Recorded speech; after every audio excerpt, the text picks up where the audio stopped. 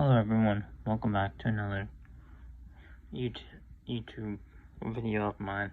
So, I recently just made a Ruy Lopez series. I made 2 videos and I realized that the first video, the introduction, was not good. So, let me go ahead and start it off again and just do a remake, because it was really bad.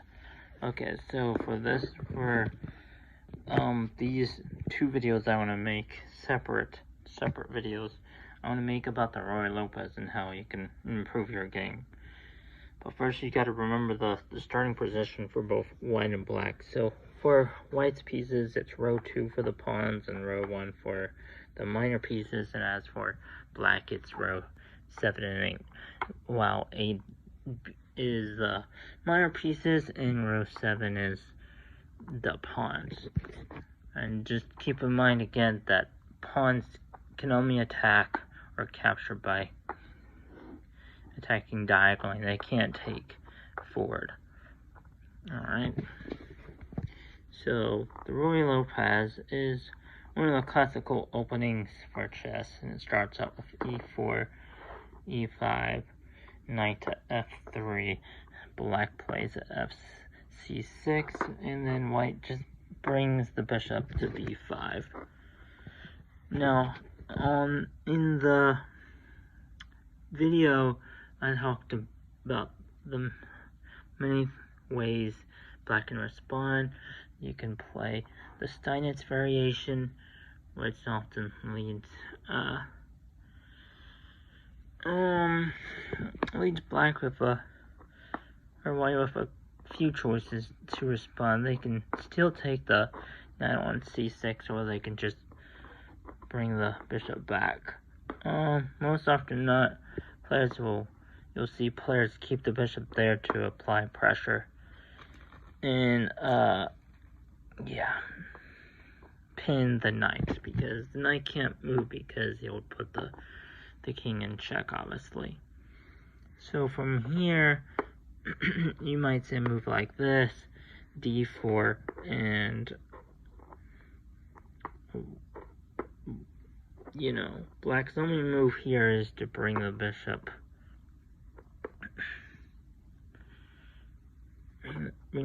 to, d7. And now, here, I can push the pawn even further, and this will end up with a position like this, and where white has a few choices. White can take the bishop on d7, and this will force black to capture back, because the piece is in check. The king is in check, basically. Or you can just take here.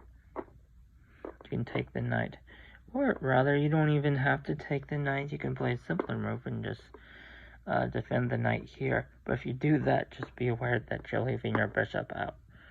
This bishop is the most important piece for white. Is the light square bishop. It's very powerful. Just like for black, it's considered the dark square bishop for black.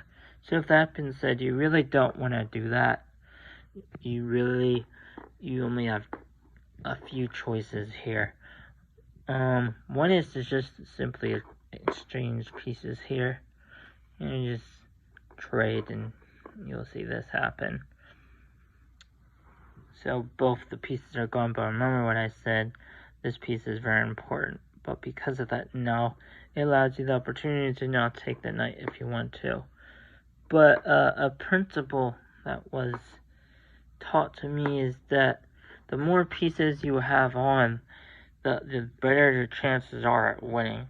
So for this instance, the best thing to do is probably just to bring it back and force black to lose a temple, because they had to bring the bishop out. So another way this can go is black doesn't have to actually bring the bishop out after this move. Here, black can just simply play a move like queen to d7. This also defends the piece. So now, here, we will see a move like this. Or just take. This is kind of like a free piece almost. And then black will take back. And we open up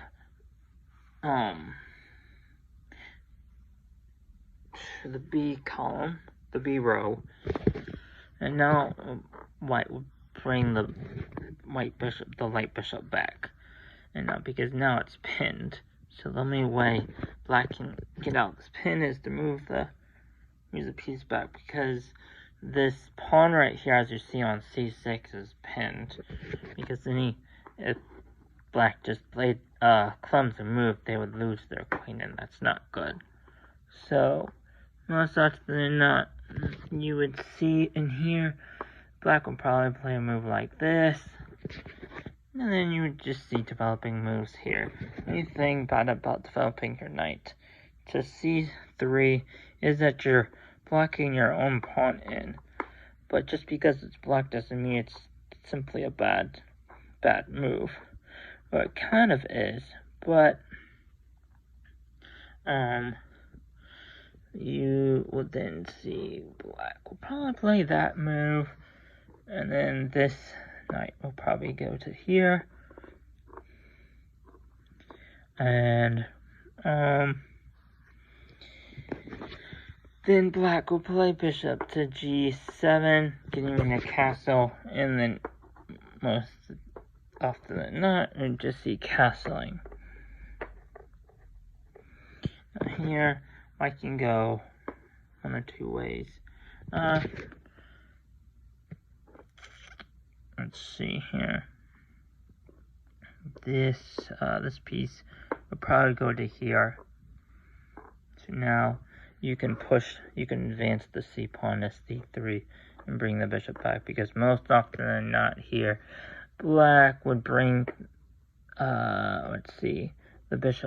the queen back, and now they're ready to bring this bishop over, which will be the next move. So because of that, white wants to keep this and apply pressure elsewhere, so they'll probably bring it back here, right here, and keep the pressure in control in the center, because you see here, white has control over this square by two pieces, the pawn on e4 and the queen on d1.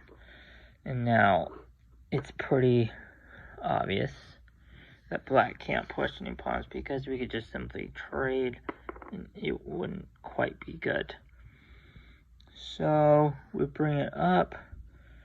Now you gotta be careful when you're bringing your white bishop, your light square bishop back. It's important to note that now your queen has only one way to go to connect the rooks, and that is up.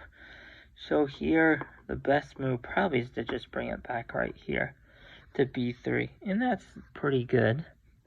Now, black can put pressure on the bishop, but if that ever were to happen, you don't have to worry, because then you could just push the pawn to e4. Now,